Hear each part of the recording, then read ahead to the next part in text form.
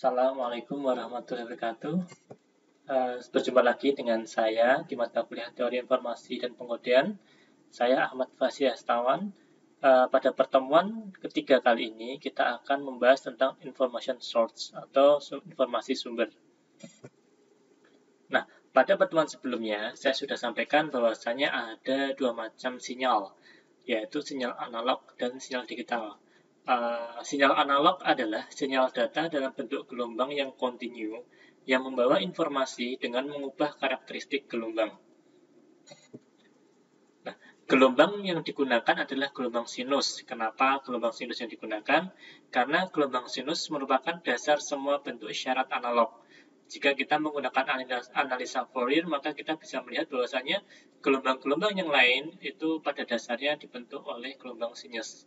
Nah, berikut contohnya untuk gelombang sinus. Gelombang sinus itu bentuknya ini ya, ada seperti huruf U ya. Jadi dia naik ke atas, kemudian turun, kemudian naik lagi, dan seterusnya. Nah, gelombang sinus ini memiliki beberapa parameter, nanti akan kita bahas. Nah, dengan memanfaatkan sinyal analog ini, maka jangkauan transmisi data dapat mencapai jarak yang jauh. Oleh sebab itu, pada transmisi atau pengiriman data tetap kita menggunakan sinyal analog. Pada pertemuan sebelumnya kita bahas ada modulasi. Nah, modulasi inilah yang ditumpangkan ke dalam sinyal analog ini. Nah, dengan memanfaatkan sinyal analog juga, maka transmisi tadi dapat dikirimkan dengan jarak yang jauh, tetapi sinyal ini mudah terpengaruh oleh noise. Jadi, ada masalah lagi yaitu noise. Nah, tiga variabel dasar pada gelombang sinus. Yang pertama adalah amplitudo, yaitu parameter tinggi rendahnya tegangan dari sinyal analog. Nah, kemudian yang kedua adalah frekuensi, merupakan banyaknya gelombang sinyal analog dalam satuan detik. Kemudian yang terakhir adalah fase, adalah besar sudut dari sinyal analog pada waktu tertentu. Nah, kita bisa lihat pada gambar di bawah ini, bahwasanya frekuensi itu berbanding terbalik dengan periode. Jadi kita bisa lihat persamaan di bawah bahwasanya periode sama dengan 1/f. Jadi adalah panjang gelombang. Jadi panjang gelombang itu terdiri dari satu bukit dan satu lembah. Jadi jangan salah, jangan menghitung hanya setengah, tapi gelombang utuh adalah satu bukit, satu lembah sepanjang periode T ini. Kemudian amplitudo adalah tinggi rendahnya. Anda bisa lihat di samping kiri ini ada A dan minus A adalah amplitudonya. Kemudian fasenya adalah jika kita mengambil sinyal analog dari sudut waktu tertentu, nanti akan kita bisa hitung fasenya. Kita masuk pada pembahasan sinyal digital. Nah, tadi kita sudah bahas tentang sinyal analog, sekarang kita membahas apa itu sinyal digital. Sinyal digital adalah peralatan teknologi yang mampu mengubah sinyal menjadi gabungan urutan bilangan 0 dan 1, atau sering juga kita sebut dengan biner. Nah, seperti yang saya sampaikan pada pertemuan sebelumnya, perbedaannya adalah semua data itu sebenarnya dibentuk dari rangkaian nilai 0 dan 1. Perihal itu datanya dikirim ataupun disimpan itu tergantung bagaimana kita mengkodekannya. Nah, kelebihan dari sinyal digital ini tidak mudah terpengaruh oleh derau. Yang kedua, proses informasinya pun mudah, cepat, dan akurat. Nah, kekurangannya, transmisi dengan isyarat digital hanya mencapai jarak jangkauan pengiriman data yang relatif dekat. Biasanya, isyarat ini juga dikenal dengan isyarat diskrit.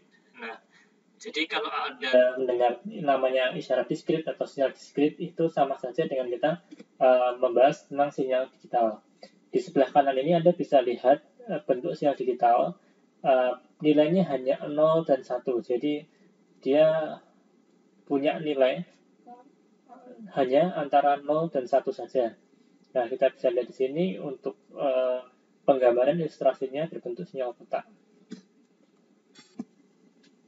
Saat ini, sinyal digital bisa mengirimkan informasi dengan kecepatan cahaya yang bisa membuat informasi dapat dikirim dengan kecepatan tinggi. Anda bisa lihat teknologi sekarang ini yang kita sebut dengan fiber optik.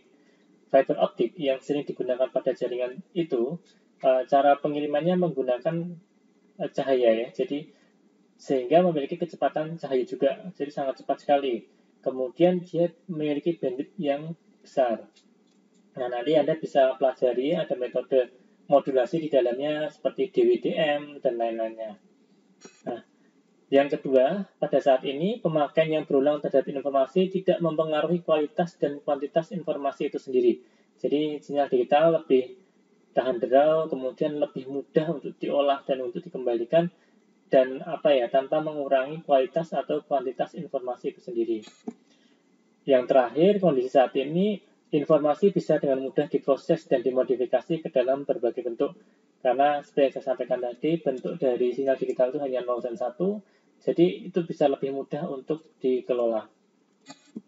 Nah, yang terakhir, kondisi saat ini sinyal digital bisa memproses informasi dalam jumlah yang besar dan mengirimkannya secara interaktif. Dalam arti, kita bisa memiliki pilihan bagaimana cara mengirimkannya.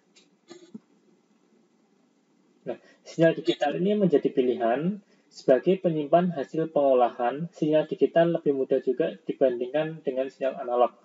Jadi, untuk menyimpan hasil pengolahan lebih mudah menggunakan sinyal digital daripada sinyal analog.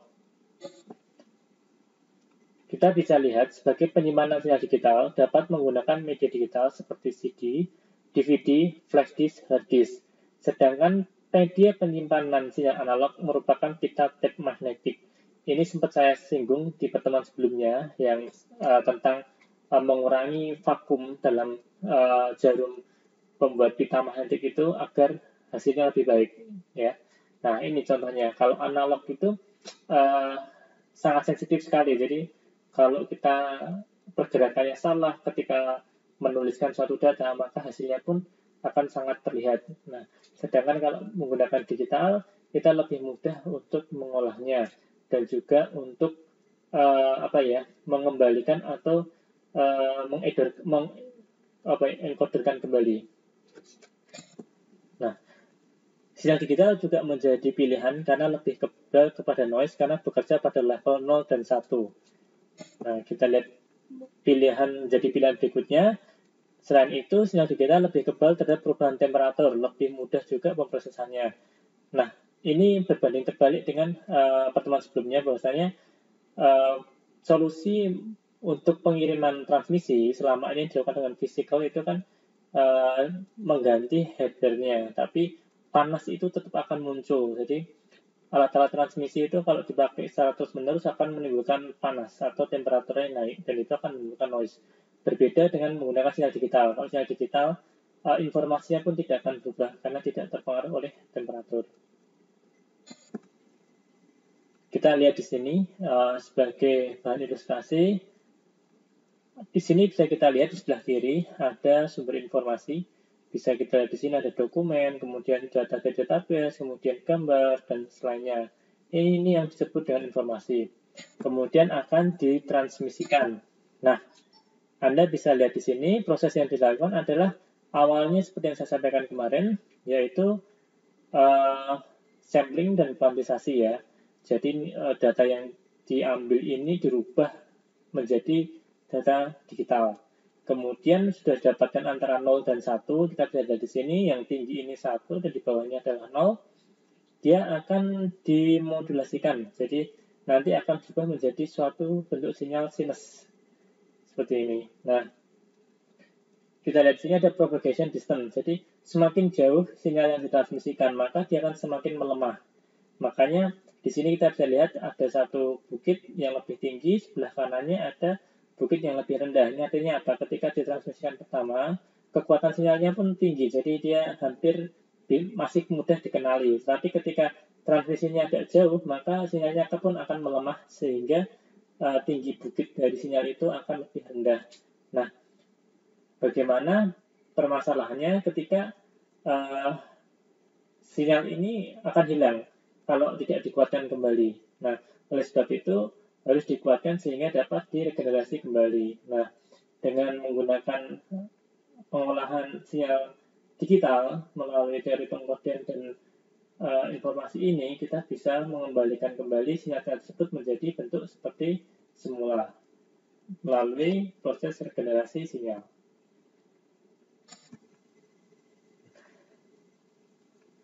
Sebagai contoh, mari kita lihat encoding source alphabet ya. Nah, setiap nilai sampel dikuantisasi menjadi 4 digit biner bit dengan bit terakhir yang disebut bit tanda atau sign bit yang menunjukkan apakah nilai sampel positif atau negatif. 3 bit sisanya dipilih untuk mewakili nilai absolut dari suatu sampel sesuai dengan tabel 11. Kita lihat ini ada tabel 11. Sebelah kiri adalah index of quantization level. Jadi kita bisa lihat ada 8 level dari 0, 1, 2, 3, 4, 5, 6, 7. Nah, binary representation-nya 0 adalah 0, 0, 0. Kemudian 1 adalah 0, 0, 1. 2, 0, 1, 0. Bagaimana kok bisa seperti ini, Pak? Kita menggunakan pendekatan dari binary ya. Jadi dari kanan ini kita bisa lihat bit yang pertama sebelah kanan ini dikalikan 2 pangkat 0. Kemudian yang tengah 2 pangkat 1, yang sebelah kiri 2 pangkat 2. Ketika nilainya ada 1, maka dia 1 dikalikan 2 pangkat 0. Maka 2 pangkat 0 adalah 1, sehingga 1 dikali 1 adalah 1. Sedangkan ketika angkanya 2, 0, 1, 0, maka 0 dikalikan 2 pangkat 2, ditambah 1 dikalikan 2 pangkat 1, ditambah 0 kali 2 pangkat 0. Maka hasilnya adalah 2 pangkat 1 atau 2. Dan seterusnya, hingga kita dapatkan nilai 7 ini, binary representation-nya adalah 1, 1, 1.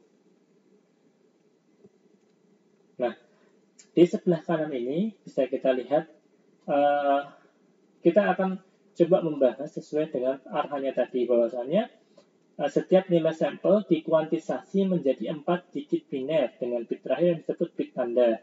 Nah, kita lihat di sini 3 bit sisanya dipilih untuk mewakili nilai absolut dari suatu sampel sesuai. Jadi 3 bit sebelah kirinya sesuai tabel, sedangkan bit yang terakhir sebelah kanan adalah plus dan minusnya. Kita lihat pada gambar sebelah kanan pada bagian bawah, kita bisa lihat kita potong per 4 bit. Jadi 1100, kemudian 0100, kemudian 1011, kemudian 0101 dan 0011. Nah, kita lihat tengok paling belakang adalah penanda atau sign bit. Kalau 0 itu negatif, kalau 1 adalah positif. Maka ketika bit yang keempat 1100, berarti yang keempat adalah 0. Kita bacanya dari kiri ya. Nah, maka dia negatif karena 0. Sehingga kita lihat di sini 110 negatif, 110 adalah 6. Maka harusnya nilai ini menunjukkan 6 tapi negatif min 6. Kita lihat dalam gambarnya, ternyata dia titik itu menunjukkan pada posisi min 6. Kemudian kita geser ke 4 bit berikutnya, 0100. 0 yang terakhir menunjukkan minus juga. Sedangkan 010 menunjukkan nilai 2, maka dia nilainya minus 2. Sedangkan kelompok bit berikutnya, 1011, kita lihat 1 adalah positif, maka 101 ini harusnya adalah 5. Nah, kita lihat di sini voltage-nya ternyata benar 5. Jadi cara membacanya seperti itu. Ini contoh bentuk dari pengkodingan source alphabet. Nah, kita akan masuk ke dalam encoding.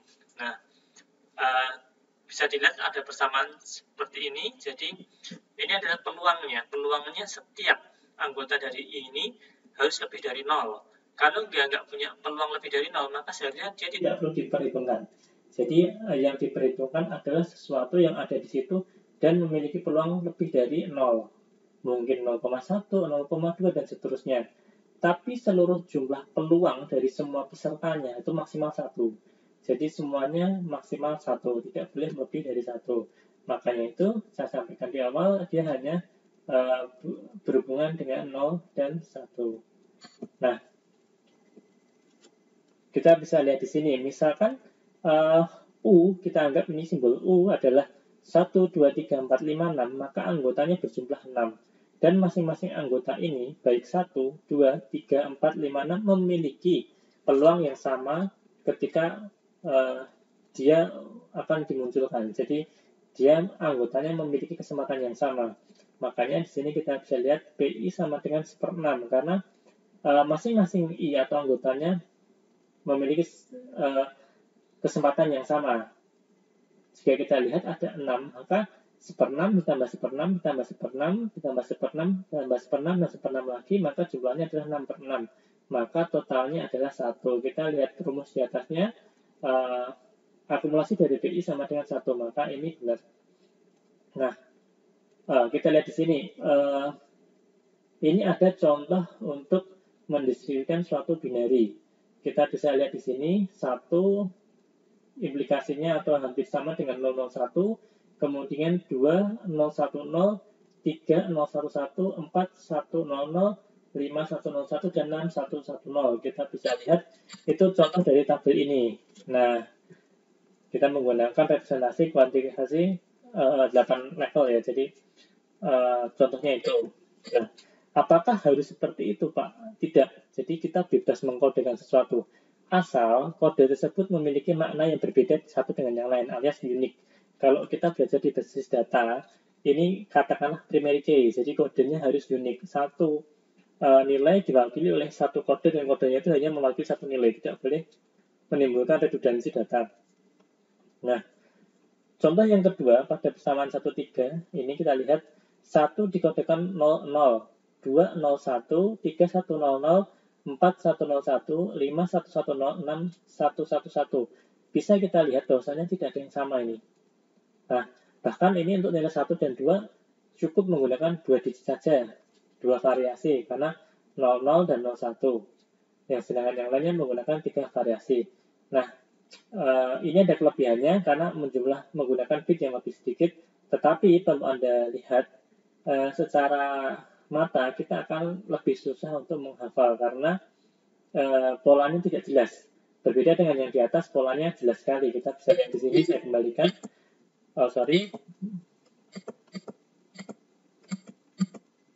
Ini polanya sangat jelas ya. Jadi 01, 01, 01, 01, 00, 11, 00, 11, 00, 111. Jadi sangat mudah untuk menghafalkan. Nah, sedangkan yang tadi persamaan 3 ini susah dihafalkan. Nah, ada lagi contoh yang lain mengkodekan 6 anggota tadi dengan menggunakan persamaan 14. 1 itu dikodekan 1100, 2 itu 1010, 3 0110, 4 1001, 5 0101, 6 0011. Bisa, jadi semuanya disamakan 4 digit. Nah, pertanyaannya, mana yang lebih baik, Pak, di antara 3 pengkodean ini? Ini boleh semua, tidak ada yang salah, boleh. Jadi, pada intinya tidak boleh ada satu kelompok kode yang menimbulkan redundansi ya. Misalkan kita lihat persamaan 14, ternyata 1 itu 1100, 3 juga 1100 itu tidak boleh. Jadi, hanya satu nilai diwakilkan oleh satu kelompok pengkodean. Nah, kita sepakati tadi 3 ini tidak ada yang salah ya, tapi akan kita lihat nanti efeknya seperti apa. Nah, kita sebut di sini namanya optimal encoding. Jadi dalam suatu pengkodean itu kita bisa tahu itu encodingnya itu optimal atau tidak.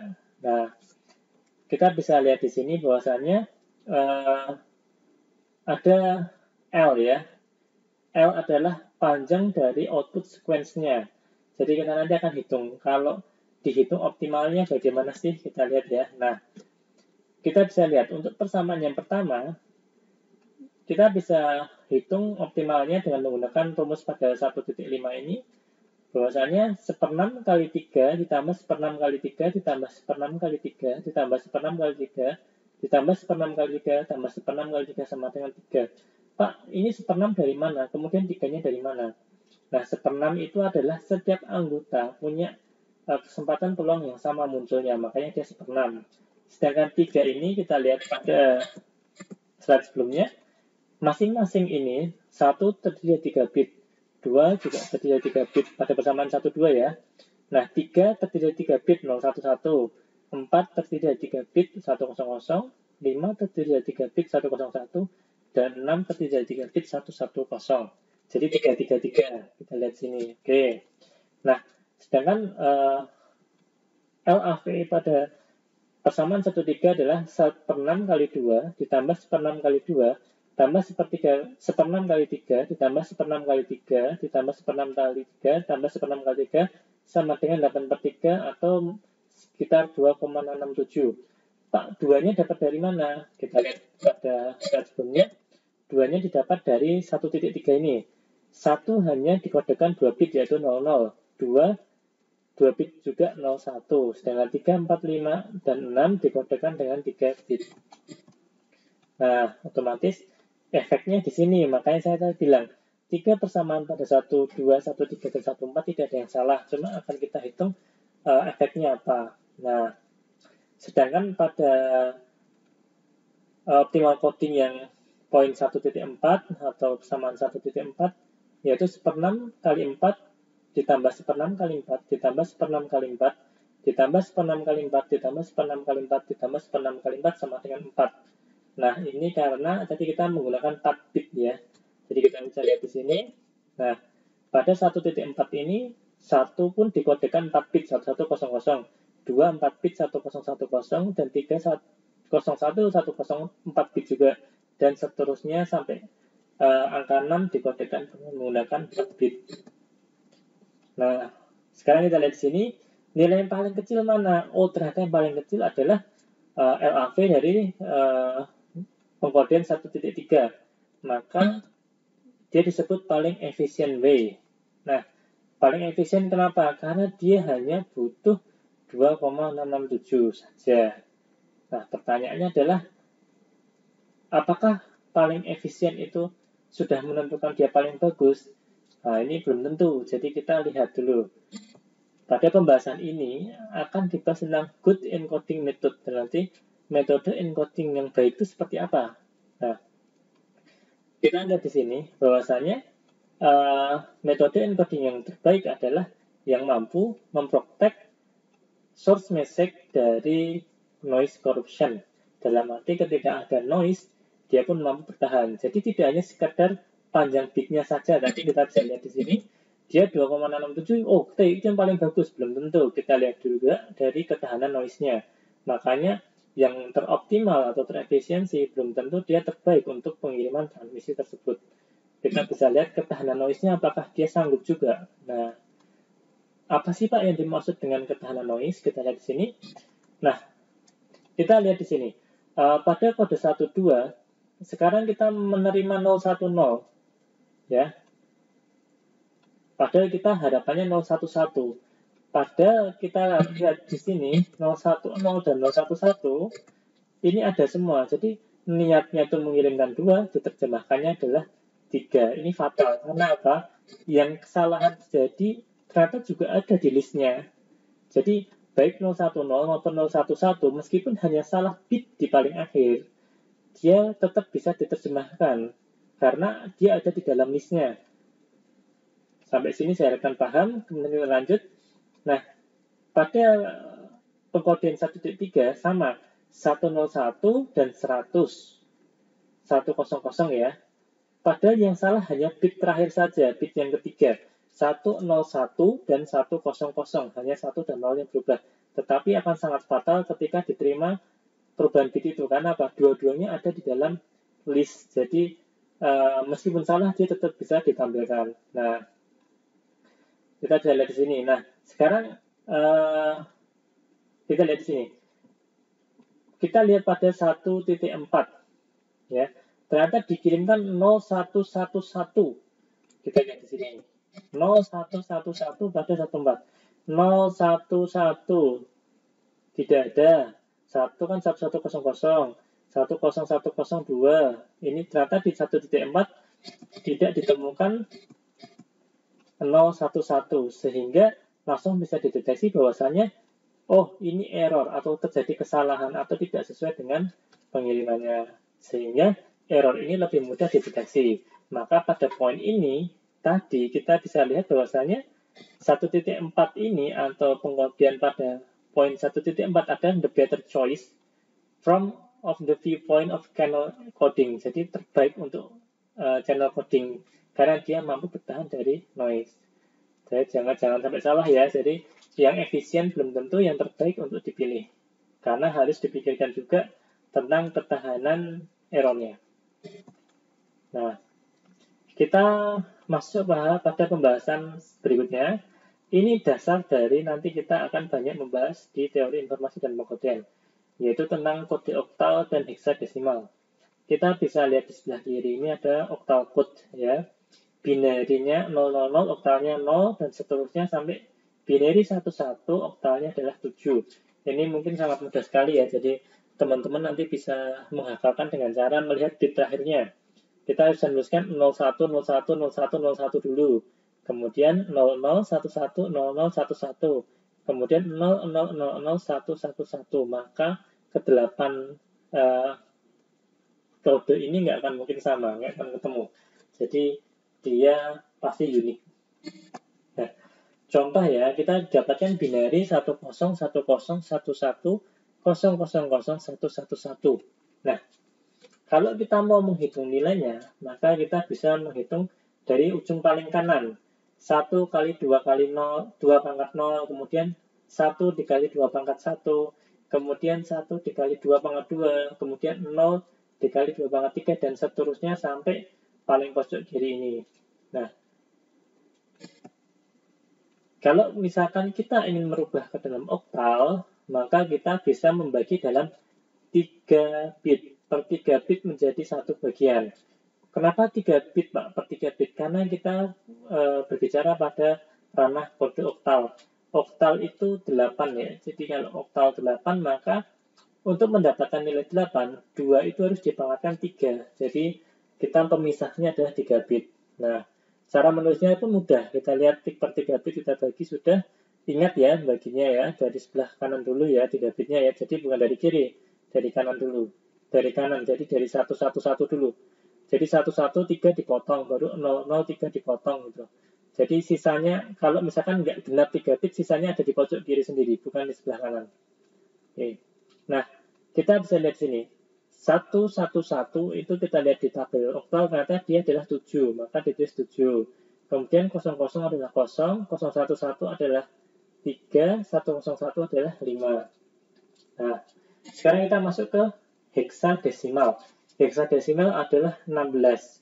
Maka 2 untuk mendapatkan nilai 16 harus dipangkatkan 4. Maka pemisahnya kita adalah 4 binary, dalam arti 4 angka. 4 bit ya, kita bisa lihat dari sebelah kanan. Jadi diingat-ingat lagi dari sebelah kanan. Nah, 0111, kemudian 1100, 1010. Nah, Anda nanti perlu membuat tabel heksadesimal. Bahwasanya A itu nilainya 10. Kalau nggak percaya kita coba hitung pada kelompok paling kiri 1010 kita uraikan. 0 kali 2 pangkat 0 adalah berapa? 0. 1 kali 2 pangkat 1 adalah 2. 0 kali 2 pangkat 2 adalah 0. Sedangkan 1 dikali 2 pangkat 3 adalah 8. Maka 8 ditambah 2 tadi adalah 10. 10 simbolnya A. Kenapa 10 itu simbolnya A? Karena kita mulai dari 0. Jadi 0, 1, 2, 3, 4, 5, 6, 7, 8, 9. 10-nya dimulai dengan A. Kemudian 11B, 12C, 13D, 14E, dan 15 itu F. Oke. Maka kalau Anda melihat misalkan di Regedit, kemudian di beberapa settingan-settingan program komputer itu menggunakan FFF atau mungkin FF, itu artinya adalah menggunakan pola heksadesimal. Nah, sebagai catatan, komputer bekerja dalam bytes ya, jadi per 8 bit. Meskipun seperti itu, heksadesimal ternyata lebih mudah diterima oleh arsitektur komputer. Jadi kita tidak harus bekerja pada bentuk bytes ya. Nah, sekarang pertanyaannya, komputer tadi bekerja dalam bytes, kemudian heksadesimal lebih mudah diterima oleh komputer, tapi yang lebih menarik adalah manusia itu lebih mudah memahami dalam bentuk oktal karena tidak terlalu banyak bit dan itu lebih mudah untuk menghitungnya kembali. Jadi secara mata manusia itu oktal lebih enak untuk digunakan. Nah, demikian pertemuan ketiga dari mata kuliah Teori Informasi dan Pengetahuan. Saya harapkan bisa dipahami dengan baik. Jika teman-teman semua senang dengan channel yang saya bikin, saya harapkan bisa like dan subscribe, dan Anda bisa follow di sosial media saya. Terima kasih, semoga bermanfaat. Selamat bertemu dengan saya di pertemuan selanjutnya. Akhirul kalam, wassalamualaikum warahmatullahi wabarakatuh.